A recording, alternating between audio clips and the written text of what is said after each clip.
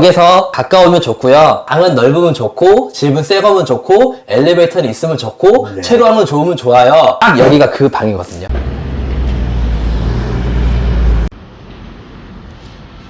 신림역의 신축 오피스텔에 와 있고, 아직 여기가 모든 공사가 끝나진 않았죠? 네, 지금 내외장재 인테리어 중입니다. 조명이 지금 되게 이쁠 것 같은데 아직 조명도 안 들어온 상태. 지금 여기가 몇 층이죠? 11층입니다. 최고 몇 층까지 있는 거예요? 19층까지. 11층에 지금 뷰를 보시면 역시 그 일반 원룸과는 좀 차원이 다른 10년, 20년 된 연식집을 보다가 이 방을 보니까 금액은 물론 아직 제가 못 들었습니다. 무조건 비쌀 거라고 예상하면 되는데 집이 너무 이뻐요. 저희가 정말 하이엔드로 잘 꾸며놨습니다. 입구로 들어오면 신발장이 있습니다. 이 구두는 주는 건가요?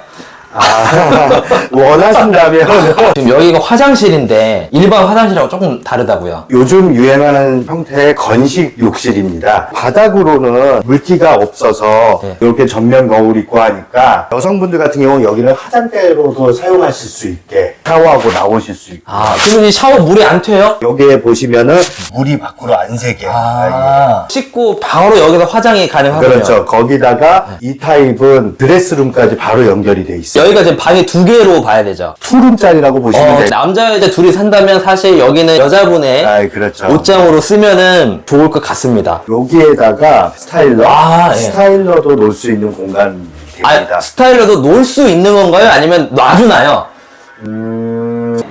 네, 침실로 통할 수가 있습니다. 뷰가 확실히 좋아서 아침에 일어날만 하겠는데요. 11층보다도 더 위층 15층까지 오피스텔이거든요. 정말 저 멀리까지 다 보입니다. 사실 여기 신축 분양한다고 영상 찍어달라고 했을 때 비쌀 거니까 욕 많이 해야겠다라고 생각했거든요. 근데 비싸도 돼요. 물론 얼마나 비싼지 모르겠지만 비싸야 돼요, 여기는.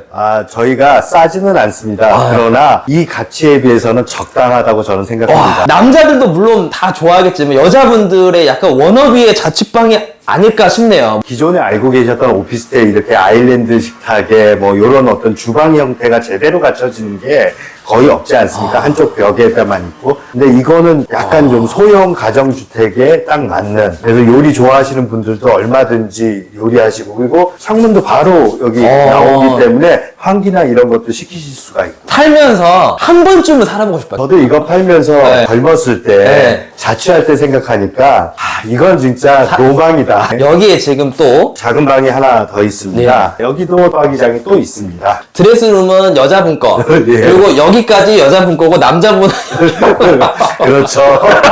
만약에 제가 살면 친구들이 놀러 오면 집에 안 갈 거라 할 것 같아요.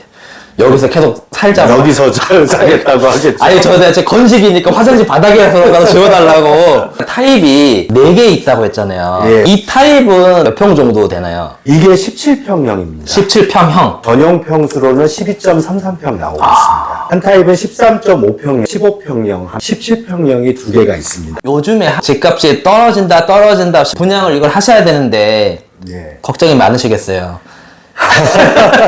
물론 집값 떨어진다고 하지만 그런데 또 반대로 조금 지나가니까 지금 오히려 분양가나 이런 것들이 폭등하고 있지 않습니까? 이제 금리가 올라서 물론 이제 투자하시는 분들이나 다 주춤하시지만 인플레이션 때문에 어쩔 수 없이 시공비나 땅값들이 너무 많이 오르고 있기 때문에 부동산 업계에서는 항상 하는 말이 있지 않습니까? 지금이 제일 싸다. 제가 봤을 때도 항상 지금이 제일 쌌습니다.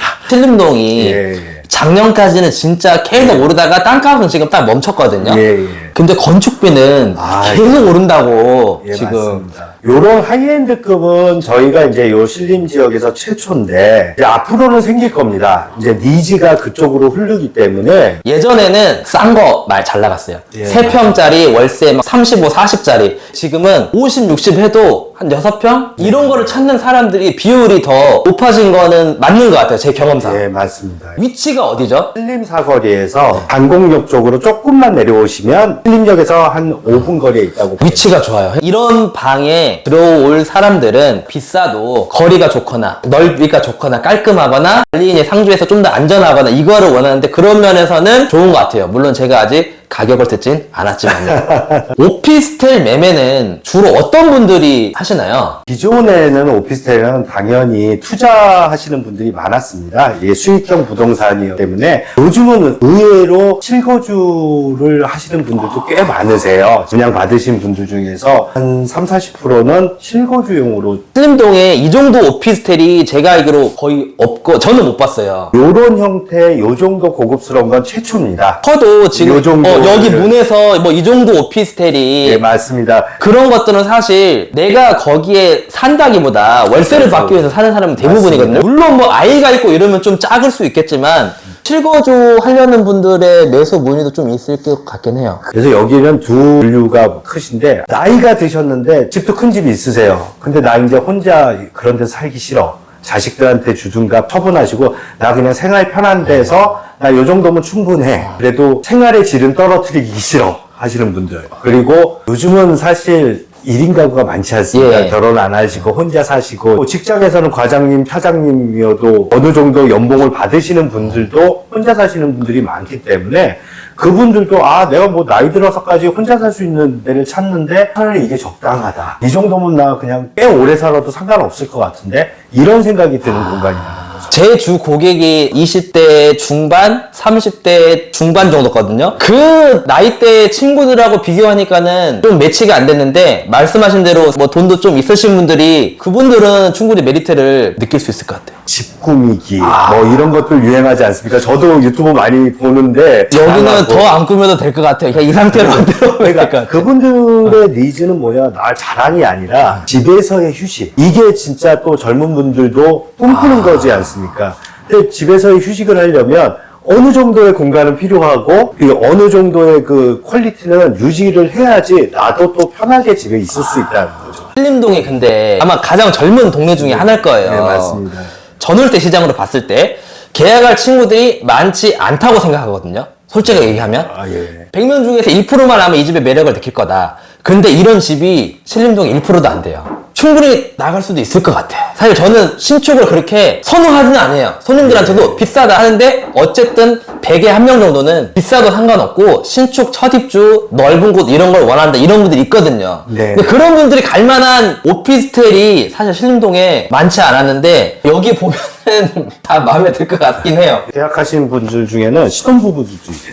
또 오피스텔의 장점 중에 하나가 이거를 사셔도 신혼부부들이 처음서부터 이제 넓은 집 뭐 이런 데 사는 것보다 여기 사시고 나중에 주택 청약을 하실 때 무주택자로 청약이 가능하세요. 아, 오피스텔은 아직 그런가요? 예, 오피스텔을 사셨다고 하더라도 무주택자로 청약이 가능하시기 때문에 뭐 나중에 뭐 2세가 나오고 하면은 돈도 버시고 하시면 또 큰 데로 가시려고 하시겠죠. 그때 가서 전혀 지장이 없다는 거예요. 아, 사실 무주택을 유지하려고 하시는 분들 되게 많거든요. 예, 그 신림동 지역이라는 데가 워낙에 젊은 층들이 많이 있었던 곳이고 지금도 젊은 층들이 많이 살지 않습니까? 저희가 약간 좀 예상하는 게 이 신림역이 지금 이제 아마 한 5년 후 10년 후에는 완전히 몇 년만 지나도 바뀔 수 있는 게 신림선이 뚫리지 않았습니까? 경전철이요. 예, 여의도까지 예. 가는 거. 예. 여의도가 여기서 10분이면 갑니다. 강남역까지 17분 걸리더라고요. 아산이나 구로 디지털 단지역도 가깝지 않습니까? 결국은 서울 시내 안에서 직장인들이 학생이나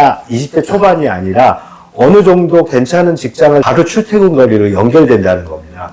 그리고 GTX-D까지 발표가 났기 때문에 물론 GTX-D가 들어오려면 시간은 좀 걸릴 겁니다. 그게 확정된 건가요? 예, 여기 지금 동사무소에도 붙어 있고 GTX-D가 지금 논의가 되는 건 인천 쪽이냐 김포 쪽이냐 여기서는 논의를 하는데 확정이 되면 지나는 길에는 신림선은 확정이 돼 있습니다. 결국은 저희들이 어느 집 형태들이 계속 나오면 그거에 맞는 또 고객층들이 유입이 됩니다, 여기에. 저희 같은 오피스텔이 계속 생길 거예요. 그걸 계획되어 있는 곳들도 있고요. 거기는 저희보다 훨씬 비쌀 겁니다. 가장 큰 메리트는 뭐냐? 희소성.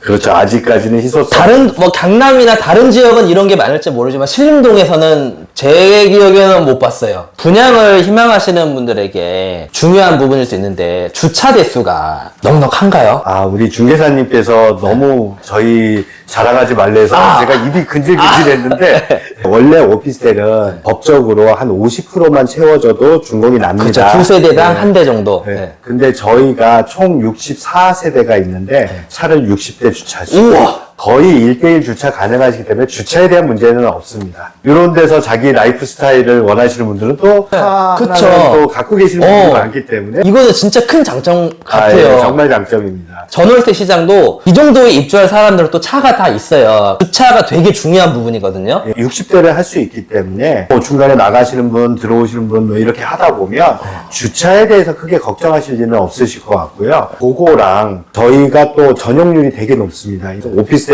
전용률이 한 50% 정도밖에 안 되고 잠깐만, 그 잘 모르시는 분도 있으니까 전용률이라는 게 뭐죠? 저희가 계약을 하지 않습니까? 계약 평수가 있고 거기에서 내가 실제 쓰고 있는 평수가 전용 평수인데 전용 면적은 지금 영상에 예, 보이는 지금 이제 사용하시는 그렇죠. 거. 현관문 안쪽에서 네, 사용하는 나의 예. 공간인 거고 중개사님께서 너무 잘하시니까 계약 면적은 이제 공용 부분까지 네, 복도나 맞습니다. 엘리베이터나 이런 공간까지 맞습니다. 보통 오피스텔을 보면 전용률이 한 50%, 55%이 정도 왔다 갔다 하고요. 저희는 전용률도 72%까지 나옵니다. 아파트가 보통 한 80% 정도 아파트에 거의 비등한 전용률이 나와서 이 공간을 뽑을 수 있었던 겁니다. 계약 면적은 넓어도 복도나 이런 공용 면적이 넓어버리기 때문에 실제로 근데 일반 사람들은 복도가 별로 중요하지 않거든요. 대부분 그렇죠. 내 방이 커야지. 그거 맞습니다. 그래서 그 전용률이 높다는 거. 그래서 내가 17평형이라고 말씀을 드렸는데 다른 데서 17평형 찾으시면 아마 10평 이하일 거예요. 전용 면적이. 예. 그것이 12.33평 나옵니다. 2평 반 정도의 차이가 사실 2평 반에서 3평까지 차이가 납니다. 아파트는 몰라도 이 정도 방에서 2평 반이면요. 그죠. 요 방 하나 정도예요, 여러분 지금. 그쵸? 예, 요 맞습니다. 지금 침실 정도가 2평 반 정도 됩니다. 이 정도 공간이 더 있냐 없냐 이거기 때문에 굉장히 큰 차이인데 네, 맞습니다. 모든 사람이 원하는 게 그거든요. 역에서 가까우면 좋고요. 방은 넓으면 좋고 집은 새 거면 좋고 엘리베이터는 있으면 좋고 네. 채광은 좋으면 좋아요. 딱 여기가 그 방이거든요. 예, 감사합니다. 근데 그러면서 싼 집들을 원해요.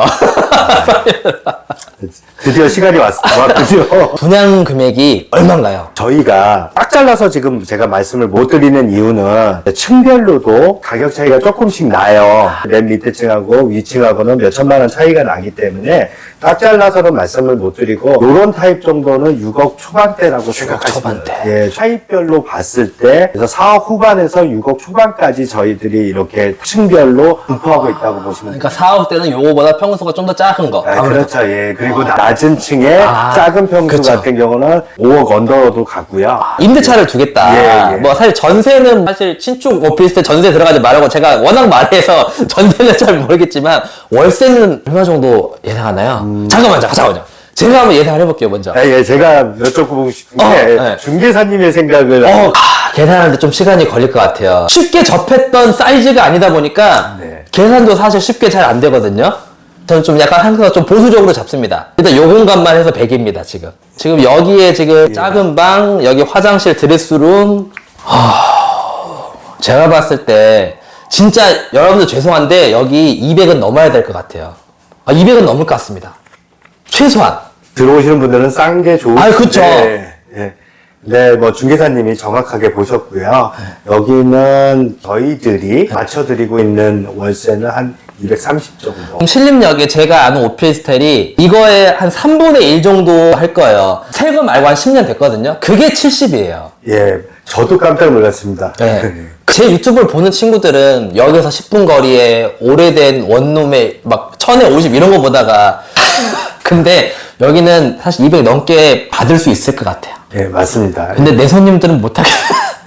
제 주 고객들은 그냥 눈으로만 보고 아까 말했지만 희소성이 있으니까 뭐 여의도나 강남이나 그런 1% 분들이 할 만한 공간인 것 같아요. 근데 이런 건물이 신림동에 1%도 없어요. 그래서 저는 분양은 모르겠지만 제가 분양은 전문적으로 하는 게 아니라서 예.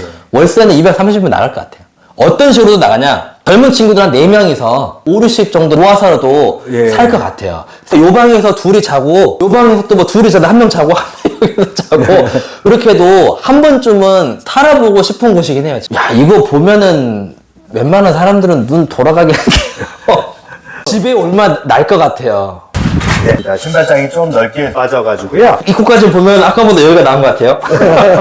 여기는 가구는 없습니다. 여기는 이제 아까 욕실 같은 형태가 아니라 전형적인 욕실은 아까 같으면 안 돼요. 여기가 이제 작은 방인데 여기가 작은 방. 이렇게 들어오면 또 나름대로의 또 이쪽이 지금 북쪽이잖아요. 예. 그쵸. 이쪽이 지금 서쪽인 거고. 예. 이쪽으로 이제 해가 지니까 해 질 때 기가 막힐 것 같아요, 뷰가. 네, 맞습니다. 여기 그냥 테이블 하나 갖다 놓으면 카페 될 것 같은데요. 아, 예, 맞습니다. 중개사님께서 이제 친구분들 모여서 하는 거에 대해서 생각하시니까 저희 도시형 생활주택 중에서 복층 구조가 있습니다. 방금 전 방의 복층인가요? 요 구조에도 복층이 있고요. 아까 방에도 복층이 있어요. 약간 뭐 복층이기 때문에 층고가 낮지만 방 두 개가 더 거기는 지금 월세 300. 어제 비슷합니다. 비슷해요? 예. 어쨌든 위에 주무실 수 있는 공간이 두 공간이 또 나오고 드레스룸도 또 따로. 근데 그거 지금 못 찍잖아요. 예, 그건 그쵸. 그럼 그 얘기하지 마세요. 기대하니까, 사람들. 근데 밑에는 비슷한 구조라고 생각하시면 되고요. 계단이 한쪽으로 나 있고 위에 복층이 깔려 있다. 제가 만약 월세 낸다면 무조건 복층인데 사실 복층이 생활할 때 불편한 그런 게 있거든요. 예, 있습니다. 근데 금액에 차이가 없다면 당연히 복층인데 분양가의 차이가 별로 없어서 그것도 월세를 이것보다 뭐 훨씬 많이 받고 이러지는 않을 겁니다. 근데 이제 거기는 도시형 생활주택이다 보니까 오피스텔이 아니어서 주택수에 포함. 그렇죠. 그런 그런 차이가 있습니다. 뭐 그럴 가능성이 좀 적긴 한데 부장님을 찾아가서 제가 유튜브 보고 왔습니다. 네. 하면은 조금 할인이 되나요?